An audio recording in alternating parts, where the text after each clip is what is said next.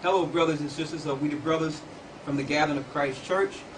We're going into a good topic today, dealing with the understanding or teachings of Easter. This time of year, you go to your stores, you go into your supermarkets, you will see eggs, the dyeing of eggs. You'll see bunnies, little yellow bunnies, and people planning the Easter egg hunt and dunking eggs. These festivities, these family festivities that allow the people to come together. Easter Sunday, everyone come together in remembrance of Jesus Christ getting crucified, rising on a third day, or what the church called Easter Sunday. So you might ask yourself, what do bunnies, eggs, and Christ have to do with each other? Why you have some churches dealing with Easter egg hunts, or have everybody coming on Easter Sunday. And I used to wonder, even though the calendar changed each year and the days change each year, you notice Easter Sunday, Easter always falls on a Sunday, regardless of what the calendar is. Easter falls on a Sunday. You have Good Friday, Easter Sunday. So we're going to go into the teachings. Where do Easter come from? Do the day Easter have anything to do with Jesus Christ? Was pagans or Gentiles following the worship of Easter before Christ was born? All these and more will be answered for you. Where's the first place you see the word Easter? We're going into the Holy Bible, the King James Version, the regular King James Holy Bible, the same Bible you may have on your mantelpiece. And we're going to go into the word Easter and see if it's in the Bible. Let's go to Acts 12 and 4. Acts 12 and 4. And when he had apprehended him, he put him in prison and delivered him to 4 quadrants of soldiers to keep him, intending after Easter to bring him forth to the people. Intending after Easter to bring him forth to the people. We found out through study that that word Easter was put in the Bible because the Catholic Church integrated pagan worship, which is the goddess Star or Easter, with Christianity or the words of the Bible. So in order to give credence to their holiday, they took out the word Passover there and put in the word Easter. So how do we know this? Now, we don't own any printing presses. This is the Zondervan Bible Dictionary. Okay? And in the Zondervan Bible Dictionary, I highlighted where it says Easter, in parentheses, it says Passover. Rendered Easter in Acts 12 and 4. But correctly translated Passover.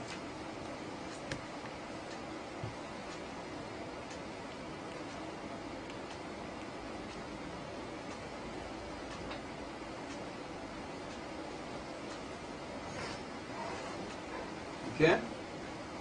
Alright. So now, if it was correctly translated, if you go into the Greek, the word Passover was really there.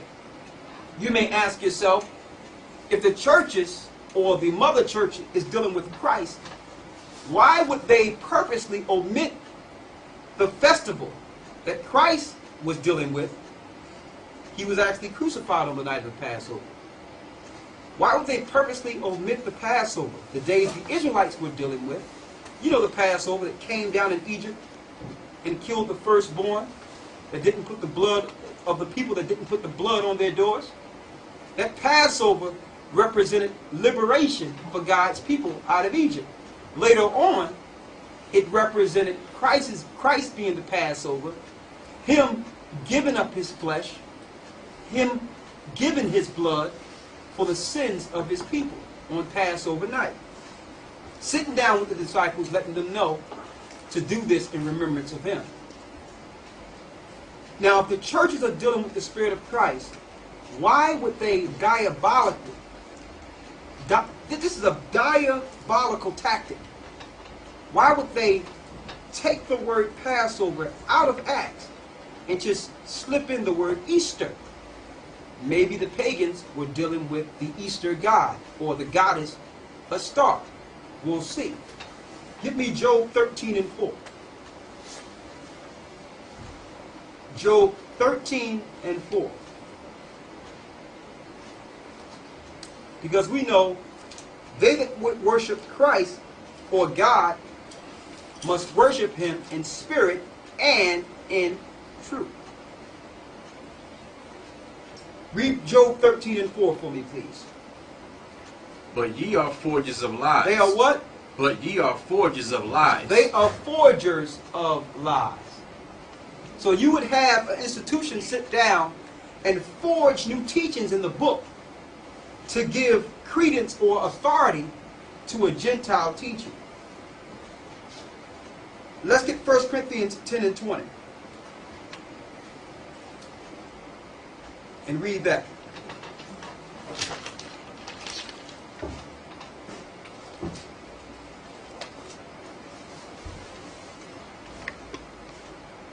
Read that.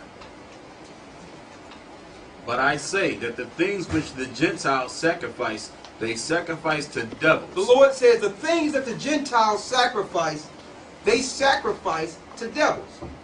So in 325 AD, when the Roman Catholic Church or the Romans integrated Christianity with paganism, they did that so that they can allow the masses or teach the masses to sacrifice to these new gods or devils. Read that again. But I say that the things which the Gentiles sacrifice, they sacrifice to devils and not to God. And not to God. They're just using God's name. And they do this because if they was to tell you, listen, you're following Satan, the masses would not follow it willingly. So they slip God and Christ in so you can willingly follow Satan. Satan himself appears as an angel of light. Read on. And I would not that ye should have fellowship with devils. So the Lord don't want his people or his followers to have any fellowship with devils. I know some people will say, well, I know that Easter don't have anything to do with Christ, but I'm doing it in remembrance of Christ. I know Christmas don't have nothing to do with Christ, but I do it in remembrance of Christ. Well, if you know it doesn't have anything to do with Christ, how can you bring Christ in it? Okay, you're just as guilty as the Catholic Church, who put Easter in his Holy Bible when the word was Passover. You can't make new days and excuse it. The Lord didn't make the world so that you can excuse it for yourself. He made the world so that you can follow him. You can't fit God into your program. Read. Ye cannot drink the cup of the Lord and the cup of devils. You can't say you down with God, but dealing with a day that was purposely set up to worship devils or demons or demonic forces. I don't care how good you worship. If you're doing it on a day that was set up to follow a demonic god, you're following that demonic god. Read. Ye cannot be partakers of the Lord's table and of the table of devils. You cannot say I'm down with Jesus Christ or down with God and you're partaking and sitting down at the table with the devil. You just can't do it. You just can't do it. Now, let's examine that for a second. You show me where the disciples were celebrating Easter. You can't find it. You show me where Christ rose on Easter Sunday. We're going to show you, you cannot find it. You cannot get 3 days between Good Friday and Sunday. Try it. Saturday, Sunday. If he died on Friday, you understand, you count 2 days from Friday. The next day is Saturday. The next day would be Sunday. We're going to go into that further also. There's a reason why it falls every year on Friday, Good Friday, and we celebrate the goddess Astar's son on Sunday. or the worshiping of the sun on that Sunday. We're going to show you. You're going to find that these teachings are so further away from Christ, they have nothing to do with God or Christ, and have no Bible backing. Now, here's a book. It's out of print now. It's called The Two Babylons and the Worship Proved to be the Worship of Nimrod and His Wife by Alexander Hislop. And this book was compiled in 1932. Okay? And in this book, what Alexander Hislop attempted to do with a lot of references is to reference the modern Western world teachings of Christianity and parallel them with the ancient teachings of Egypt and Babylon, to let you know that the worship we're doing in the Western world in America have nothing to do with the Israelites or Jesus Christ. They were purposely set in the church, the papal church. They were purposely set with the authority to bring forth the same teachings of ancient Babylon. They was purposely set with the authority to bring in the new teachings of ancient Babylon and ancient Egypt. I'm going to read some passages out of this, and I'm going to show you if you can pan in on some of these images. I'm going to show you some of these images, and we're going to show you first where the egg come in. I want you to go and pan in on the egg to my right, to your left. The egg wrapped with a snake around it. Right? You got it? And then you have another one right next to it. That's, you know, and these are the type of eggs that sit on your mantelpiece. You don't even know why you buy eggs as ornaments or knickknacks. Sit on your mantelpiece. You have one with a crescent moon on the top or horns on the top. And you have another egg right here as in the form of a ship. Under ancient Babel teachings or Babylonian teachings, they said the goddess Astar came down in an egg and it hatched. The mother of the sun child. Now you understand each year why you have your children dunking eggs in water and it's coming out a new color, shiny. Because it says that the egg landed into the river Euphrates and came up and floated and it hatched. And when you dunk your egg in the water, it's a representation of the goddess Astar coming down in an egg into the river Euphrates, out of the water, hatching. The mother of the sun. Ancient Babylonian teachings. I'm going to read this passage here. It says here, in the sacred festivals, even as in this country, in ancient times, eggs were used in the religious rites of the Egyptians and the Greeks, and were hung from the mystic purposes in their temples. From Egypt, these sacred eggs can be distinctly traced to the banks of the Euphrates. The classic poets are full of the fable of the mystic egg of the Babylonians, and thus its tale is told by Hyginus the Egyptian, the learned keeper of the Palatine Library at Rome, in the time of Augustus, who was skilled in all the wisdom of his native country. An egg is a wondrous size, to say it to have fallen from heaven into the river Euphrates. The fishes rolled it to the bank, where the doves, having settled upon it, and hatched it. And came Venus, who afterwards was called the Syrian goddess, that is, Asteroid. Hence, the egg has become one of the symbols of Asteroid, of Easter, and accordingly in Cyprus, one of the chosen seats of the worship of Venus. As Asteroid, the egg of wondrous size was represented on a grand scale. The occult meaning of this mystic egg of Asteroid in one of its aspects, for it had a twofold significance. Had reference to the ark during the time of the flood in which the whole human race was shut up, and the chick is enclosed in the egg before it is hatched. Now you see, that's why you have the chicks from Rite Aid. When you go into Rite Aid, you see those little yellow marshmallow chicks. That's where that comes from. Alright?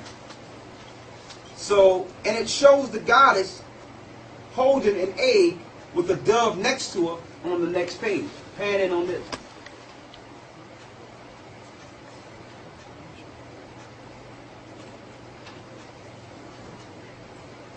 Okay, you have it? So now, we done broke down the Easter side of things, so we know that Christ have nothing to do with Easter. Alright? Easter was a word that was put in the Bible by the Roman Catholic Church, brought over to the Americas to have the Western world, the slaves that were enslaved in the Western world, following Gentile worships and pagan deities and gods, which are nothing different than demons. There's more. I'm going to read this here.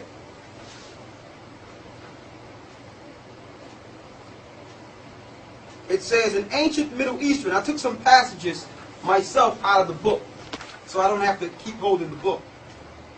It says, in ancient Middle Eastern culture, these pagan festivals commonly welcome worship of the pagan gods Baal, which is Satan, and Aster, where people would engage in ritualistic sex in effort to honor the pagan god deities and hope that the pagan gods would make the people fertile that year.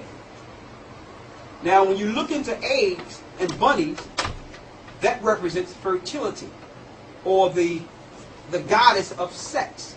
Having a lot, that's why you have bunnies. Bunny lays a lot of eggs, so you see bunnies this time of year.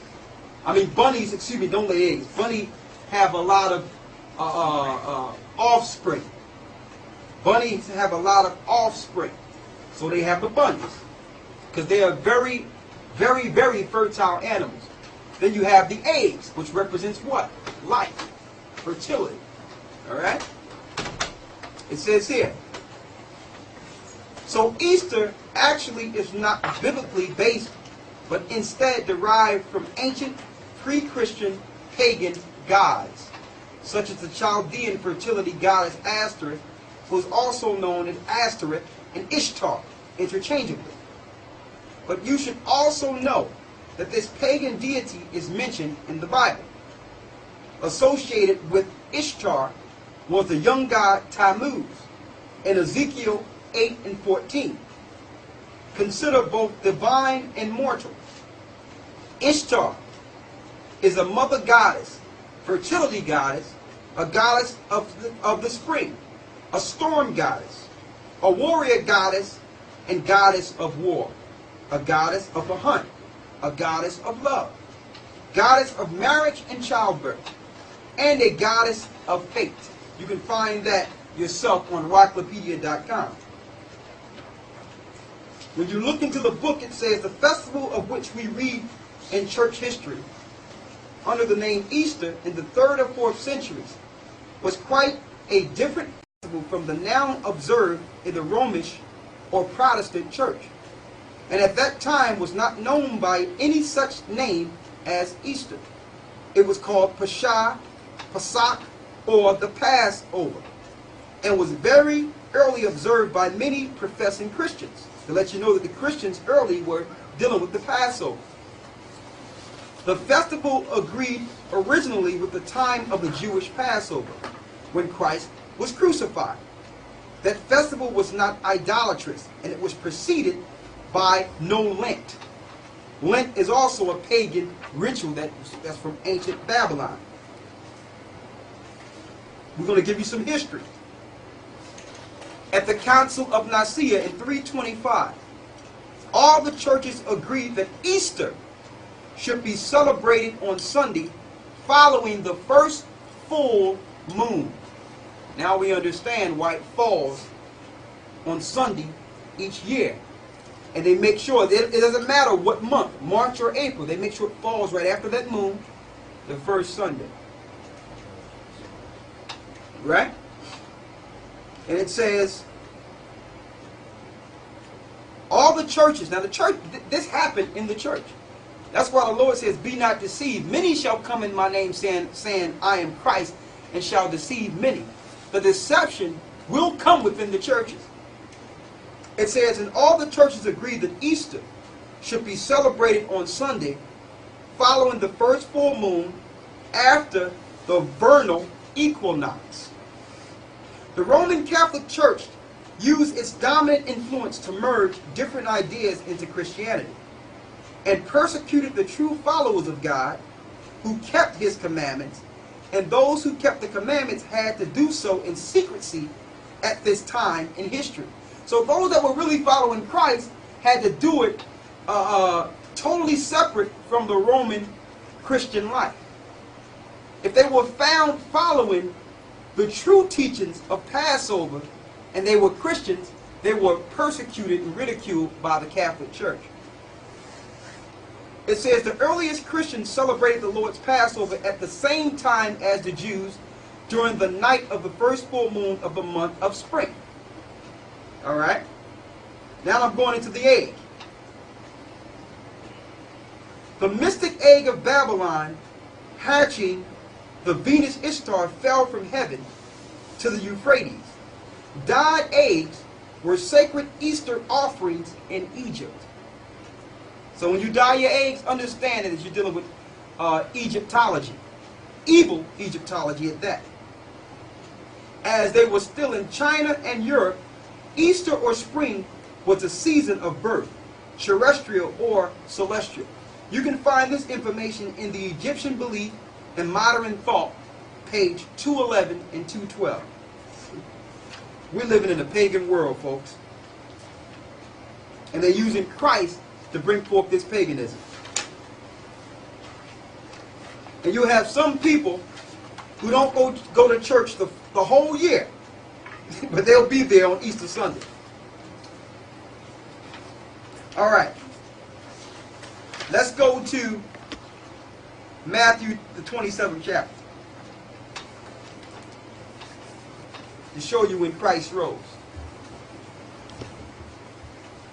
Okay, now we're going to go into the day that they're using as an excuse to follow Easter, which is the Passover, the night Christ was crucified. And we're going to show you, beyond any shadow of a doubt, there's no way you can get 3 days between Friday and Sunday. That's number one. You can only get 2 days before that, between Friday and Sunday. So what we're going to go into is to show you what really happened. When did Christ get crucified? When did he rise? Let's go to Matthew 26. And we're going to start at the 17th verse. Matthew 26 and 17.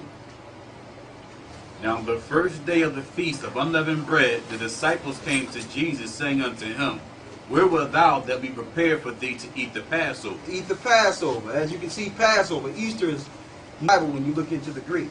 Go ahead. And he said, Go into the city to such a man, and say unto him, The Master saith, My time is at hand. I will keep the Passover at thy house with my disciples. I will do what? I will keep the Passover at thy house with my disciples. I will keep the Passover with my disciples. So that's number one. Christ kept the Passover feast. Alright? As a matter of fact, it was done so that the disciples from that day forward can remember the Passover in remembrance of that last Passover feast. That's what that is what the disciples were following until the Nicene Council in 325 came and switched it to Easter. Now, let's go to 1 Corinthians 10 and 16.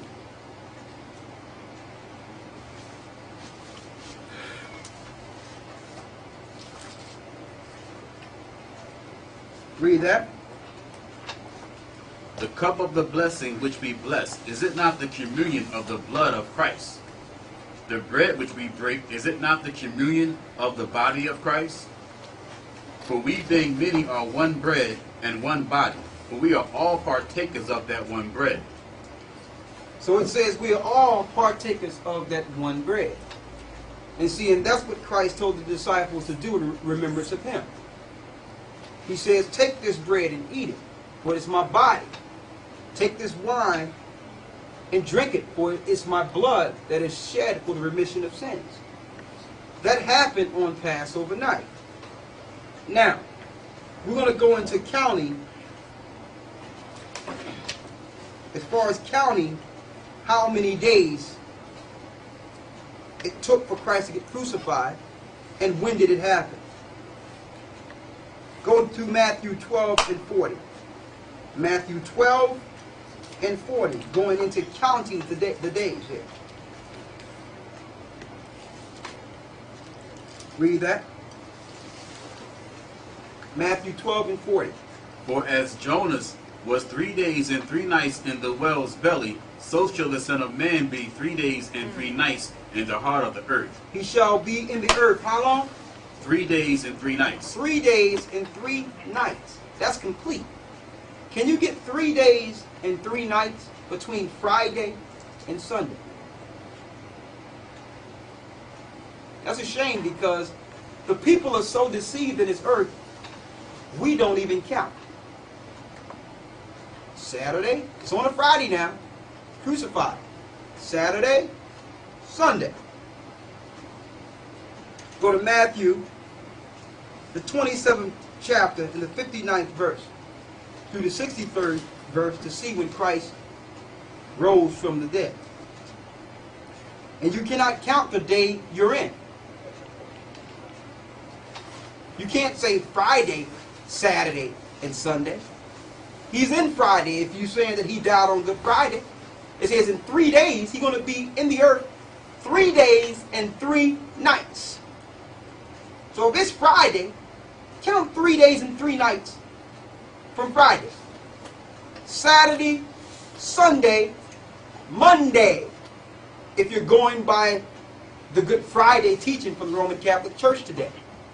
3 days and 3 nights is Saturday, Sunday, Monday. And if that's what they're teaching is true, why are they celebrating on a Sunday?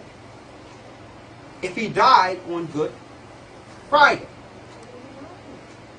you have to count. Now I know, a lot of you pastors, and you're going to shake up your church because you know what you're seeing is true. You can count. You can go to a kindergarten person and say, give me 3 days between Friday and Monday, and will that add up to 3 days? A kindergarten will tell you, yes, that's 3 days. Saturday, Sunday, Monday. A kindergarten student can count to 3. Come on, man. 2 days. So right there, that's throwing off Christ's whole resurrection and everything. That means the Bible is not true. That means Christ rose in 2 days when God says he would rise in 3 days. Let's go to Matthew 27 and 59. And when Joseph had taken the body, he wrapped it in a clean linen cloth and laid it in his own new tomb, which he had hewn out of the rock. And he rolled a great stone to the door of the sepulchre and departed. And there was Mary Magdalene and the other Mary sitting over against the sepulchre. Now the next day that followed the day of the preparation, the chief priests and Pharisees came together unto Pilate, saying, Sir, we remember that the deceiver said, well, he was yet alive so after 3 days. Christ a deceiver. Go ahead. While he was yet alive, after 3 days I will rise again. After 3 days I will rise again. So they remember Christ saying, listen, after 3 days I will rise. So when did Christ rise? Go to Matthew 28, 1 through 7. In the end of the Sabbath. In the end of the Sabbath. Now the Sabbath is Saturday. Let's make it clear. The Sabbath is not Sunday. Sunday is the first day of the week. The Sabbath is the seventh day of the week. So if the Lord says in Exodus the 20th chapter to remember the Sabbath and to keep it holy, and don't forget that's one of the 10 commandments now, why would the Roman Catholic Church come around and purposely switch the Sabbath, which is holy to the Lord, to the first day of the week? Because that's Satan. Satan would switch everything that God had instituted. God say do it on the seventh day. Satan say do it on the Sunday. Worship the sun on the first day of the week. That's why it's called Sunday. The Egyptians and the Babylonians and the Greeks were worshiping the sun god. It says, in the end of the Sabbath. Now, let's get some understanding on the days before the Romans or the Greeks started switching up the calendars. A day really starts when the sun goes down. A day don't start with light. Darkness came first. Let's prove that. Let's go to Genesis, the first chapter. It's easy to understand. Genesis, the first chapter. And we're going to start at the third verse.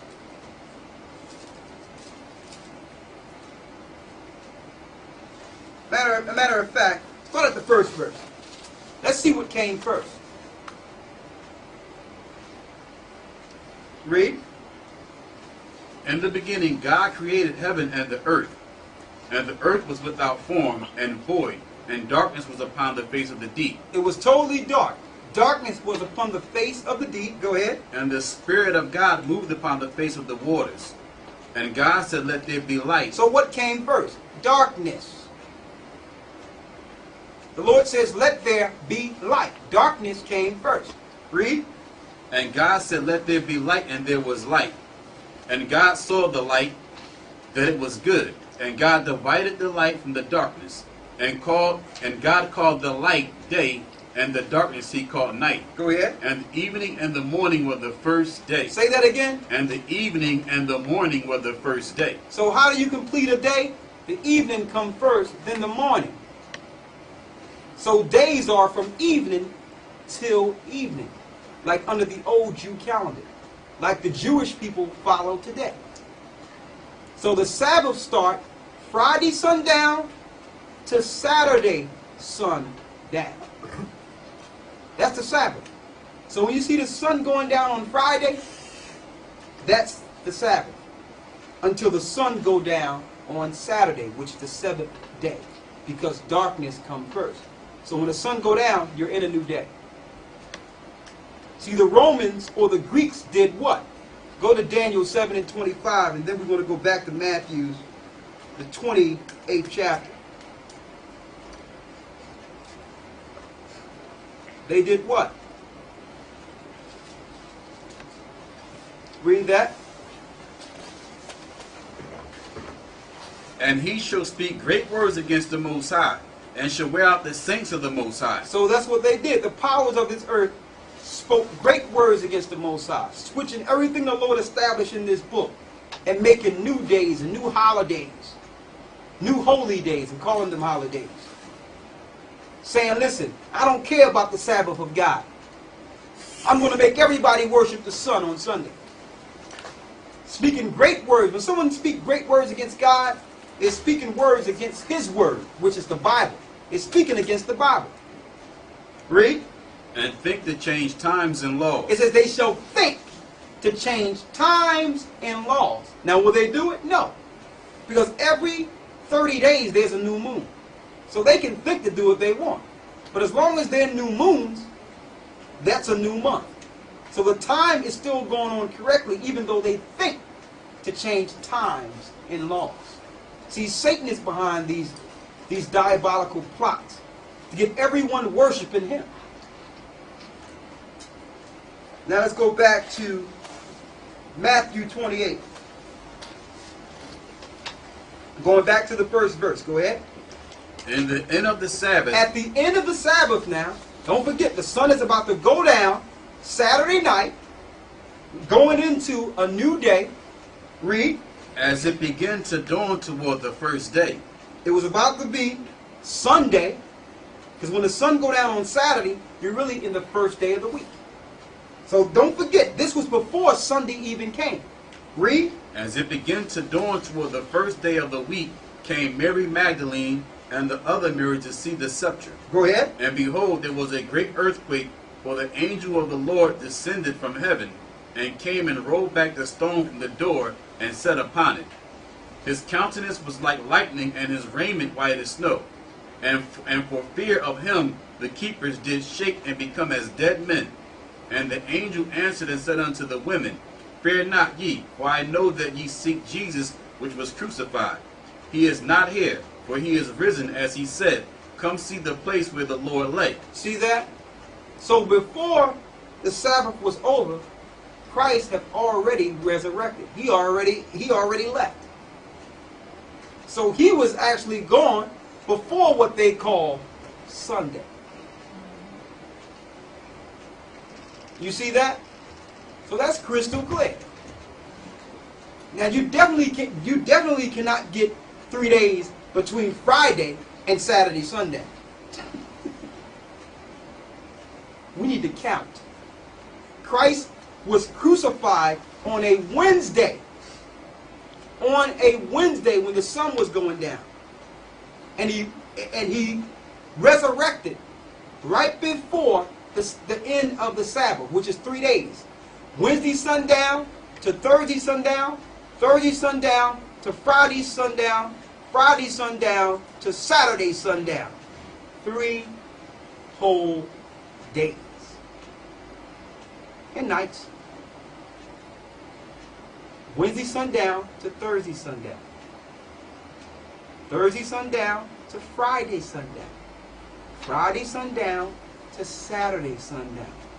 We have to do spiritual Sesame Street around here, man. We have to count the 3 to let you know that what they're teaching in the churches is incorrect. St. John 8:32.